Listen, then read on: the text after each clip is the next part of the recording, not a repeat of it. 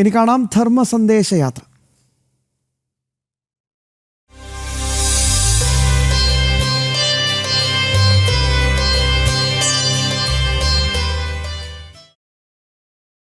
സനാതനധർമ്മം സമൂഹത്തിലേക്ക് വ്യാപിപ്പിച്ച് സന്യാസിമാർ നയിക്കുന്ന ധർമ്മ സന്ദേശയാത്ര.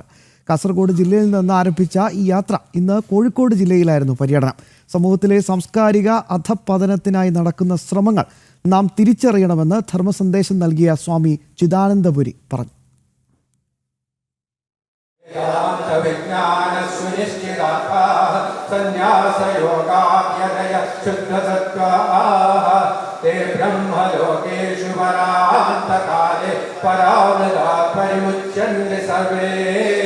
സനാതനധർമ്മ മൂല്യങ്ങളെ സമൂഹ മനസ്സിലേക്ക് സന്നിവേശിപ്പിക്കുന്നതിനായി കേരളത്തിലെ എല്ലാ ആശ്രമ പരമ്പരകളിലെയും സന്യാസിമാർ സംയുക്തമായി നയിക്കുന്ന ധർമ്മ സന്ദേശ യാത്രയ്ക്ക് കോഴിക്കോട് ജില്ലയിൽ പ്രൗഢഗംഭീരമായ സ്വീകരണമാണ് ഒരുക്കിയത്. ചരിത്രത്തിൽ നിന്ന് പാഠം ഉൾക്കൊണ്ട് മുന്നോട്ടു പോകാൻ ഹൈന്ദവ സമൂഹത്തിന് കഴിയണമെന്നും ഹൈന്ദവ സംസ്കാരത്തെ മാറ്റിമറിക്കാനുള്ള ഗൂഢശ്രമം സമൂഹത്തിൽ നടക്കുകയാണെന്നും അദ്വൈതാശ്രമ മഠാധിപതി സ്വാമി ചിദാനന്ദപുരി പറഞ്ഞു. ഭാഷയെ നശിപ്പിച്ചാൽ ഒരു സംസ്കാരത്തെ നശിപ്പിക്കാൻ കഴിയും.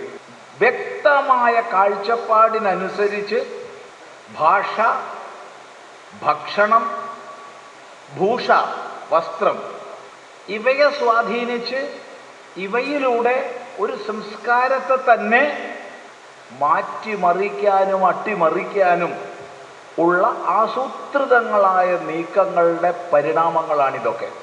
ഈ സംസ്കാരമാകുന്ന അടിത്തറ ശക്തമായി നിന്നാൽ മാത്രമേ നമ്മുടെ മറ്റെന്തുണ്ടാവുള്ളൂ. എല്ലാ മേഖലയിലും നമ്മൾ ഉയർന്നു പോകണം.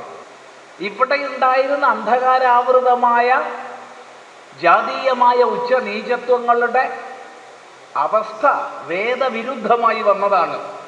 അതിനെ ഇല്ലാതാക്കി നവീകരിച്ചത് വേദജ്ഞന്മാരായ ആചാര്യശ്രേഷ്ഠന്മാരാണ്. അവരുടെ സന്ദേശം ഉൾക്കൊണ്ട് കേരള തനിമയിലേക്ക് പോകാനാണ് ആഹ്വാനം ചെയ്തത്.